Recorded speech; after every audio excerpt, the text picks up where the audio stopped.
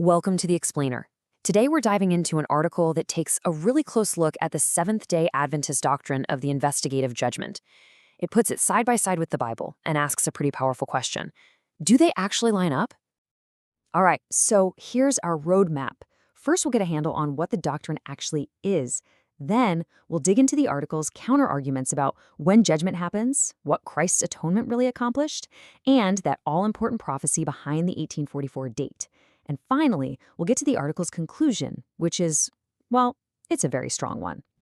Okay, first things first. What in the world is the investigative judgment? Before we can get into the critique, we've got to understand the belief itself, at least as the source material we're examining today lays it out. So the source explains it like this. The doctrine teaches that way back in 1844, a new process started up in heaven. It's this review of the lives of everyone who has ever claimed to be a believer, starting with the dead, to decide, whose sins get blotted out for good and whose names get taken out of the book of life. And this right here is the question that drives the entire article. The author puts this one single critical question on the table. If you take this whole belief system and hold it up against the scriptures, do they match? That's the lens for this whole analysis. So the first major point of friction that the article brings up is all about timing. Is judgment something that's been quietly happening for almost 200 years, or is it an event that's still in our future? And you can see the contrast laid out pretty clearly here. The article argues that this idea of a secret, ongoing judgment process is completely at odds with what it sees as the Bible's version, a single, massive, and very public day of the Lord that's still to come. To back this up, the article points to verses like this one from Acts. The author highlights the language here. He has set a day, arguing that this sounds less like a long, drawn-out process and more like a specific, scheduled event on God's calendar. But then the source goes even deeper, using these words from Jesus. It raises a really fundamental question. Do genuine believers even go through this kind of condemning judgment at all? This verse is put forward as proof that for someone who truly believes, the verdict is already in. They've passed from death to life. That idea of a settled verdict flows right into the article's next big point, which is all about the nature of what Jesus did for us. Was his work finished on the cross, or is there another part to it? And right here is another huge point of disagreement. The article argues that this idea of a two-part atonement flatly contradicts what's taught in the New Testament, especially in the book of Hebrews, which it claims hammers home the point that Christ's work was totally complete. This verse is a perfect example of the article's argument. The author's point is pretty blunt. Scripture says Christ entered the very presence of God for us then, at his ascension, almost 2,000 years before 1844. So the crux of the argument here, according to the author, is that the Bible talks about a single, all-powerful sacrifice. This one offering is presented as something that perfected believers forever, which, in the author's view, just doesn't leave any room for a second phase of atonement.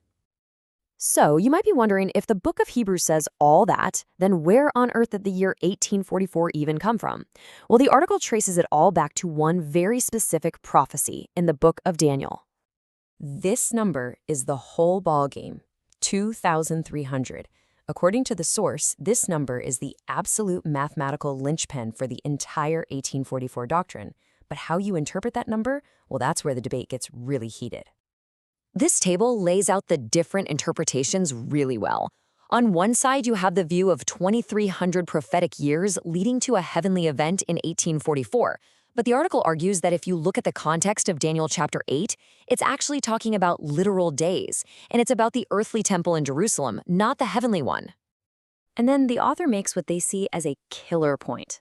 The New Testament writers, Peter, Paul, John, they quote from the book of Daniel all the time. But, and this is the key, the article says not one of them ever tells the church to look forward to some big prophetic event in 1844. The focus is always on the cross in the past and Christ's return in the future. Okay, so how does the article pull all these pieces together? It builds to a conclusion that is incredibly direct and, frankly, very severe. The source basically argues that when you put all these elements together, a different timeline, an extra piece of the atonement, a new condition for being sure of your salvation, you end up with a salvation system that, in their view, is fundamentally different from the one found in the Bible. Yeah, the author really doesn't pull any punches here. They grab this incredibly strong language from the Apostle Paul and use it to label this doctrine not just as a mistake, but as what the Bible itself calls another gospel, coming from another spirit and pointing to another Jesus. And based on that really serious theological conclusion, the article shifts from just analyzing to making a direct and urgent appeal. It uses this verse from Revelation to call for people to completely separate themselves from this teaching. And so, the ultimate takeaway, the final message the author leaves us with, is a call to go back to what it considers the simple gospel, to put all your faith, all your hope, all your assurance for salvation squarely on the finished work of Christ at the cross, a work it insists was done, dusted, and complete long before 1844. And that leaves us with a pretty big thought to wrestle with as we wrap this up. Where do you draw the line between a unique belief that a denomination has and a belief that changes the very foundation of the faith itself? According to the source we've looked at today, that line was crossed. Definitely something to think about.